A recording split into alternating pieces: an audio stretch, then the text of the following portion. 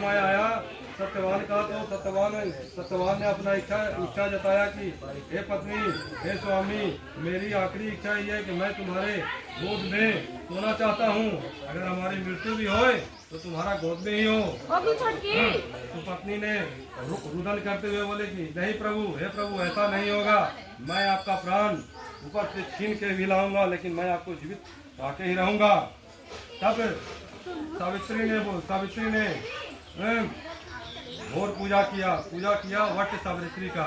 वट सावित्री जो हम लोग आज पूजा कर रहे हैं, वो सावित्री ने वट सावित्री का पूजन किया। और पूजा करने के बाद सावित्री ने कहा, ये कुंवर मेरे साथ आए हैं और लाटो नेत्र वाली यमपुरी को मैं समाप्त करता हूँ। सावित्री ने करते हुए, आगमन को करते हुए, खलास करते हुए, सज्जनों को सहारा एकत्र करते हुए, स्त्रियों को बात करते हुए व्यक्तियों को भ्रमण करने लगी।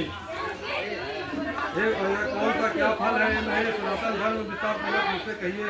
शंकर जी ने कहा, देवेश सावित्री व्रत का आदर पूर्वक करो और वैसे जिस प्रकार व्रत किया मैं कह रहा हूँ।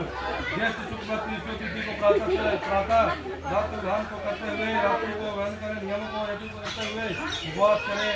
और त्रिदशी का समय आया सत्यवान का, तो सत्यवान ने अपना इच्छा जताया कि हे पत्नी, हे स्वामी, मेरी आखिरी इच्छा ये है कि मैं तुम्हारे गोद में सोना चाहता हूँ।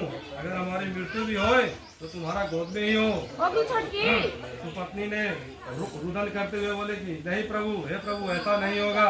मैं आपका प्राण ऊपर से छीन के भी लाऊंगा, लेकिन मैं आपको जीवित आके ही रहूंगा। तब सावित्री ने घोर पूजा किया वट सावित्री का। वट सावित्री जो हम लोग आज पूजा कर रहे हैं, वो सावित्री ने वट।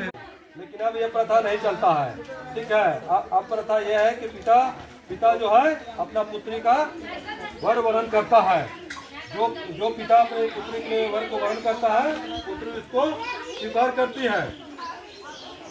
सावित्री ने कहा कि नारद जी, कल्यवान में धर्मात्मा ध्रुवयोग नामक विख्यात में क्षत्रिय राजा है, देवेश संदेह हो गए हैं। उस समय छोटा नगर में एक बालक उसी माँ से समय पाकर ने पूर्व वैरी रोमिक नामक एक राजा थे। अगर छोटी स्त्रियों के नगर में होकर चलती है। यह सुनकर नारद जी ने तुम अपने योग्य वर ढूंढ लो। यानी कहने का मतलब है कि सावित्री के पिताजी जो थे वो बहुत उसके लिए वर ढूंढे, लेकिन वो वर उनके योग्य नहीं ढूंढ पाए। तब सावित्री को उन्होंने आदेश दिया कि पुत्री, तुम एक काम करो, तुम अपना वर तुम खुद ही वरण कर लो। ऐसे में तो ये प्रतीत करता था, यानी राजा महाराजाओं के टाइम में ऐसा होता था कि हर एक अपनी बेटियों को